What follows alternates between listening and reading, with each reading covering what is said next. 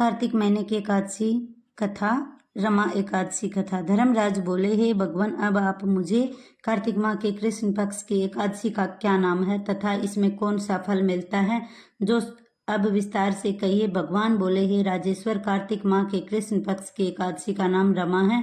इसके व्रत से समस्त पाप नष्ट हो जाते हैं। इसकी कथा इस प्रकार है। प्राचीन काल में मचुकुंद नाम का राजा राज्य करता था। उसके इंद्र, वरुण, कुबेर, विभीषण आदि मित्र थे। वह सत्यवादी तथा विष्णु भगत था। उसका राज्य बिल्कुल अकंटक था। उसके चंद्रभाग नाम की एक सुंदर लड़की उत्पन्न हुई। उसका विवाह राजा चंद्रसेन पुत्र शोभन के साथ कर दिया।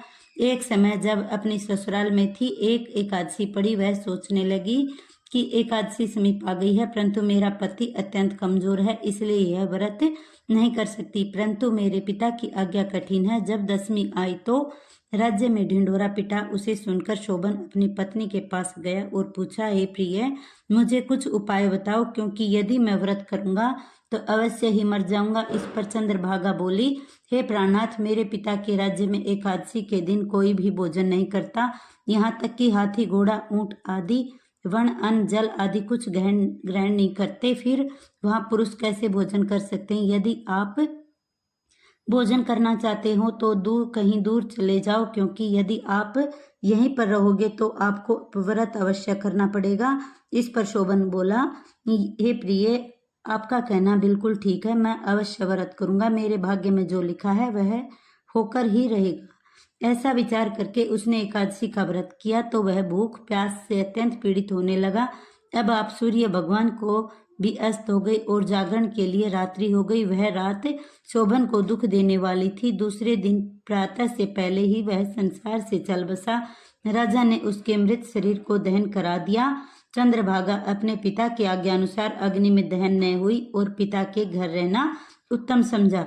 रमा एकादशी के व्रत के प्रभाव से शोभन को मंदराचल पर्वत पर धन धान्य से युक्त तथा शत्रुओं से रहित एक उत्तम देव नगर प्राप्त हुआ। उसकी अटारी में रतन तथा स्वर्ण के खंभे लगे हुए थे। उस स्थान पर अनेकों सफुटिक खंभे शोभा दे रहे थे। वहां स्वर्ण तथा मणियों के सिंहासन पर सुंदर वस्त्र तथा आभूषणों से युक्त एवं पुरुष बैठा था।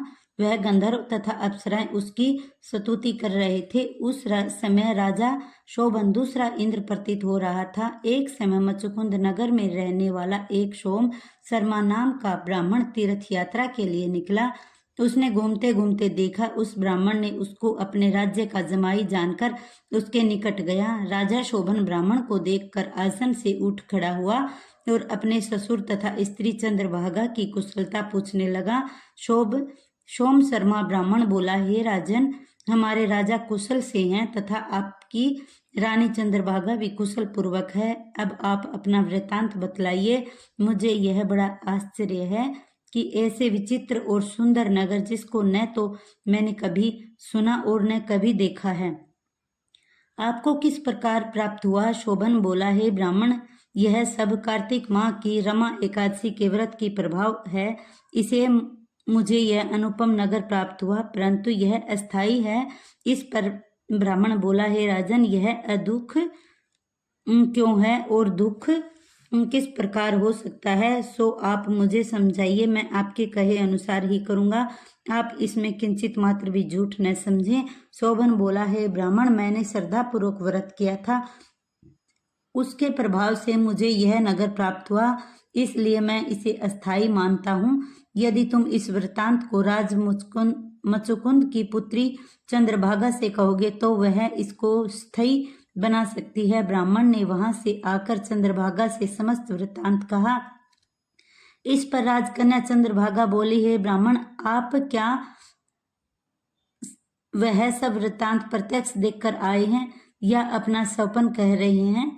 इस पर ब्राह्मण बोला, हे पुत्री, मैंने तेरे पति शोभन तथा उसके नगर को प्रत्यक्ष देखा है, परंतु वह नगर अस्थिर है।